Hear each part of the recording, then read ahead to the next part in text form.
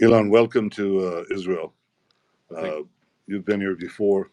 Yes. This is a visit unlike anyone because you started it out in the communities right next to Gaza, where the horrendous massacre took place.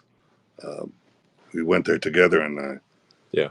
and then I showed you a short film of some of the horrors, and I wonder if you can give you some of your impressions of what you saw. It was jarring to see the scene of the massacre, or one of the scenes of the massacres, as well as to see the short film afterwards that showed more of innocent people getting killed. It was troubling in that movie, especially to see the joy experienced by the people that were killing innocent civilians, including kids and babies and defenseless people, essentially. So, it's one thing if obviously if civilians die accidentally, but if it's another thing to revel in the joy of killing civilians. That's not, that's frankly that's evil. It's really a manifestation of a death cult. That's what Hamas is. It's a death cult, and they glorify and gore. I mean, some of the things that we saw are children being murdered in front of their parents, parents being murdered in front of their children, mothers who hid their little boys in a laundromat, in an oven, or in a hidden attic. And these monsters found the attic, and you can imagine what these people felt. These little boys felt like in a grim fairy tale. The monster is coming at you, and they killed them and burned them. They beheaded women. They beheaded men. They tied a woman next to a tree uh, and raped her repeatedly, and then murdered her. They shot at people in a nature festival, music festival. Yeah. Killed hundreds. You saw the pictures there. Yeah. It's just horrible. I mean, just killed people, women. Yes. I mean, the rebuttal is often made that, but Israel has killed civilians, also in Gaza. But there is an important difference here, which is that Israel tries to avoid killing civilians, doing everything it can to avoid killing civilians, and there's not sort of joy expressed in killing civilians. Well, it's regret. First of all, every civilian casualty is a tragedy, and we try to minimize them. But what is happening here is that Hamas is essentially committing a double war crime. The first war crime is to deliberately target civilians, and not only target them, but mutilate them, rape them, behead them, burn them. The second war crime is to deliberately hide behind civilians, which is what they're doing in Gaza. So they're not an army in bases or out in field maneuvers. They're implanting themselves in residential areas, in schools and hospitals. The hospitals are their command centers. We found tunnels there with the military equipment, with guns, with ammo. So what do you do against an enemy of this kind? Well, the one thing you cannot do is give immunity to the terrorists because they're hiding among civilians. Because if you give them immunity, everybody says they shouldn't be doing this. But effectively, nobody's willing to take the action to make sure that this is not an effective tactic. Because if it is, it'll repeat itself again and again and again. By the way, Hamas says we're going to do it again and again. But it's not only against Israel that they'll do it. This will spread very quickly throughout the Middle East, imperil the entire region. From there, they'll go to Europe, and from there, they'll also go elsewhere to America, whom they call the Great Satan. We're just the little Satan. Yes, America is the Great Satan. America is the Great Satan, and this is an Iranian axis. Yes. It's Iran, Hezbollah, the Houthis, and Hamas. Yes. It's all part of that same axis that goes against Israel, the United States, free civilization, and the moderate Arab states. We're all on one side, they're on the other side. So how do you fight it? Well, let's see. The people who are protesting what Israel is doing do not take into account the fact that Israel asked, we called on the Palestinian population to leave the zone of fighting. Okay, they wanted to leave.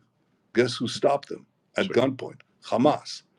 Okay, we broke that and created a cordon, a safe corridor that they could leave to the southern part of the Gaza Strip, where no fighting was taking place. Yes. And guess who fired on the safe corridor Hamas. So it's not Israel that's preventing the civilians from leaving the war zone. It's Hamas. It's not Israel that is shooting at civilians who want to escape. It's Hamas. But we shouldn't give them the ability to escape responsibility, which is what all these demonstrations are happening. The example I'll give, Hitler does these horrible crimes. He perpetrates the Holocaust. Mm-hmm. Yeah. The Allies strike back. They invade Normandy. The Germans hold themselves up in German cities. Nobody said, well, don't attack the Wehrmacht, the German army, the Nazi army, because you have civilians there. In fact, that's exactly what the Allies did through the cities of France and the cities of Germany, and many, many, many civilians were killed.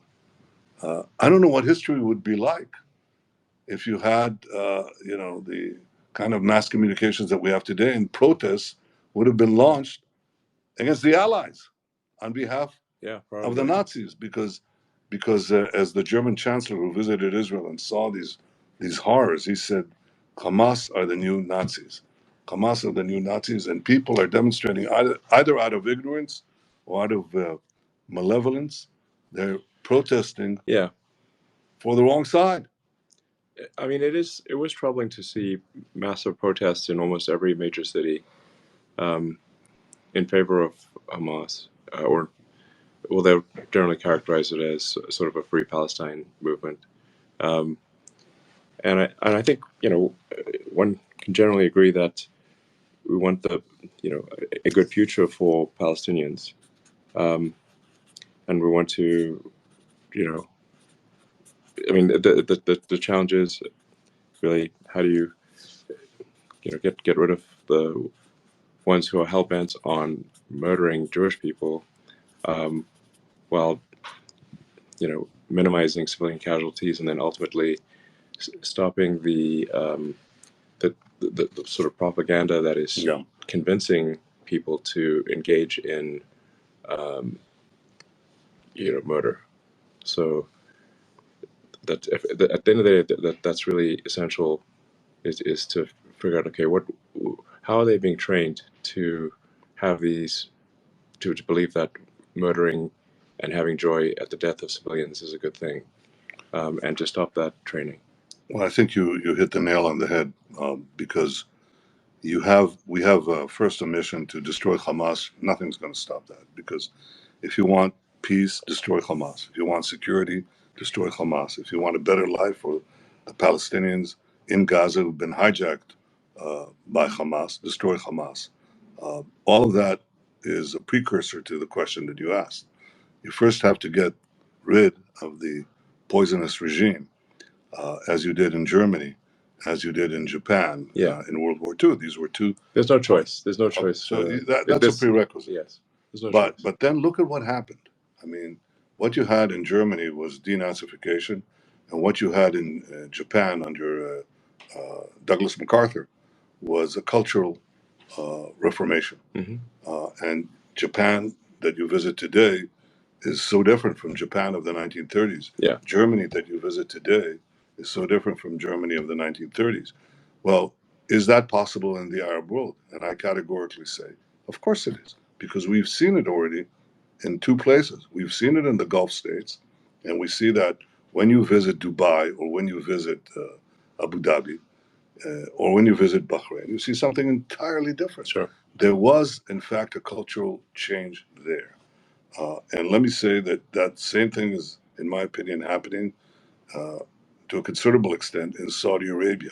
The de-radicalization of these Muslim countries, these Arab countries, some of it already took place, some of it is taking place. Yeah. But there's another country with a substantial Arab minority where that is already taken place, and that's called Israel. Yeah. 20% of our citizens are Arabs, most of them Muslim. Right.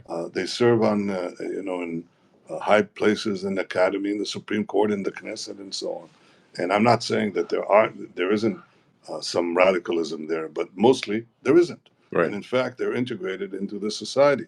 So we have to do the same thing. We have to demilitarize Gaza after the destruction of Hamas, and we have to de-radicalize Gaza, and that will take some time, especially work on the mosques and on the schools. That's where children are, imbibe their values. Yeah. And then we have to also rebuild Gaza, and I hope to have our Arab friends help in that context. Yeah, and I'd like to help as well. So I think it's important to pair firmness in taking out the terrorists, those who wish or intent on murder, and then at the same time to then help those who remain, which is also what happened in Germany and Japan. Exactly right. It's interesting because this is quite a rare thing in history. Usually, the victor pillages the loser, and if you look at it after World War I, the Treaty of Versailles was a big mistake, and it created immense bitterness in Germany, and it's part of what led to World War II. And then World War II, that people realized, listen, we actually need to rebuild the economies and instead of punishing them. And so, you had the rebuilding of Japan, rebuilding of Germany and much of Europe, and then we've had peace and prosperity for a long time. I think that this is possible, but it has that small prerequisite. I'm saying small, and I don't really mean small. It's a big job of getting rid of Hamas, which we will. And remember that what Israel suffered on this ignominious day of October 7th was proportionately like 29 11s. So, when people tell us, make a ceasefire. Sure. And Hamas says, well, if we're still around, we're going to do it again and again and again. That's a direct quote. Yes. Okay, so would you make you don't need to read between the lines. No, you can just read the lines. They're quite explicit about it. Yes. So obviously we can't do that any more than America would make a ceasefire with Al Qaeda after 9/11. Yeah. And this is 29/11. So they have to go, and they will go. I'm talking about combatants. I'm talking about terrorists. Mm-hmm. I'm talking about terrorist chieftains.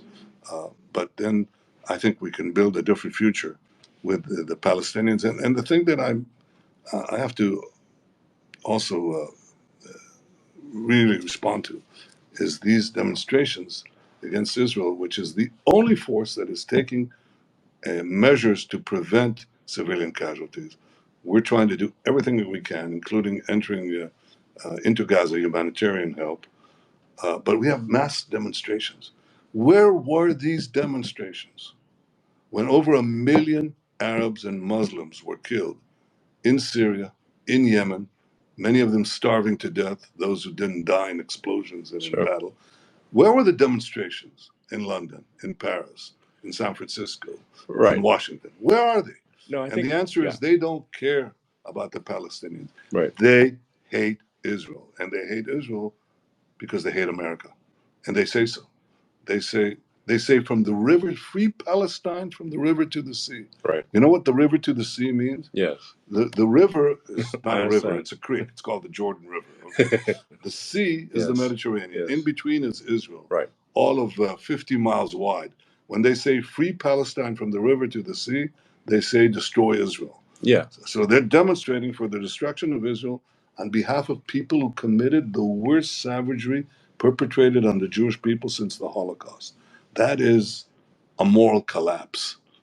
And it's understandable that people will have concern for civilian casualties because we do as well. That I understand. It's inconceivable and incomprehensible that people will actually protest on behalf of these murderers, these deliberate killers of babies, and not, they're not accidentally killing these people. We went into these cottages today. We saw where these killers came in and shot cribs. Yes. Shot families, murdered. Bullet casings in the crib. Bullet casings in the crib, exactly. It's just shocking. Yes. And so one has to understand, in every legitimate war, there, what you said before, the accidental civilian casualties that accompany any legitimate military action. That's often happened. happened to the It's Allies. unavoidable. It's unavoidable, unfortunately. You try to minimize it. But what these terrorists, Hamas terrorists, did is deliberately cross the line. They were out there to massacre, murder civilians en masse. And let me tell you, Scholz, the Chancellor of Germany, called them when he visited Israel. He called them the new Nazis. He called Hamas the new Nazis. I'll tell you what the difference between the original Nazis and the new Nazis is: capability. If they had the capability, Oh, yes. if they weren't thrown back by brave soldiers who flooded the lines and brave civilians who fought with their fingernails, they would have killed every last one of us. Yeah, I agree. So what do you do to correct these lies and these distortions? Well, one, tell the truth, have the conversation we're having today. But Yeah. I think there's also a built-in weakness in Western higher education. It's not new. In 1933, shortly a few days after the rise of Hitler, the Oxford Student Union uh, had a debate, and the debate was, should that generation fight for king and country? And they resolved 2-1, under no circumstances to fight for king and country. Well, they soon learned differently. They couldn't, if they tolerated this kind of aggression that Germany was perpetrating and the barbarism, it soon spread to Britain. It soon spread to the entire world. If we tolerate this kind of barbarism that Hamas perpetrated on Israel, by the way, on Jews and Arabs alike in Israel, Arab citizens, Bedouins, uh, they spoke to me, these Bedouin fighters, Arab fighters in the Israeli Defense Force. One of them said, I woke up on that day, rushed to the line, and the first thing I saw, he said, the first thing I saw was a corpse of a woman, a headless corpse of a woman. And he said to me, then I knew exactly what we were fighting. We, as Arabs and Jews in Israel, fighting these monsters. So I think that once we recognize that, we have to unite all the forces of civilization against this new barbarism, this savage medievalism that is trying to stop a better future for all of us. And we can achieve this future. I think if we beat Hamas, we can go back to peace with Saudi Arabia. I think we can expand the circle of peace beyond anything imaginable. We can rebuild Gaza. We can build development projects that will defy the imagination of the world. But first, we have to win. It's like against the Nazis. It's like against Al Qaeda. It's like against ISIS. First, you have to win. Yeah, I think that makes perfect sense. Those who are intent on murder must be neutralized. Then the propaganda must stop. That is training people to be murderers in the future, and then making Gaza prosperous. And if that happens, I think it will be a good future. Well, I hope you'll be involved in it. And I'd love to help. And the fact that you came here, I think, speaks volumes of your commitment to try to secure a better future. I wish we had more time. The last time we spoke about AI. Yeah. And I think even here in this short visit, you had a glimpse of the great talents that are available here. There's tremendous talent in Israel. But it's talent that serves the world. It's all these things. You look at your iPhone, a good part of it was made here. You use Waze, was made here. Sure. You eat a cherry tomato, was made here. That's the positive part of the future that we have begun to build, and we'll resume building after this, after we defeat Hamas. Because and the last thing I say is I've never seen the people of Israel, Elon, so united. We have an opportunity to quarrel among ourselves. Our politics are famous for it, and yet here everyone united. Everyone united. I formed a unity government, an emergency unity government, and the people and it's not merely the soldiers, it's the families, even families of soldiers who are on the front line, and they say, Finish the job so we can have a better future. Yeah. Well, I hope for a better future for here and for the world. Thank you. And thank you for coming here. Yeah, thank you for having me.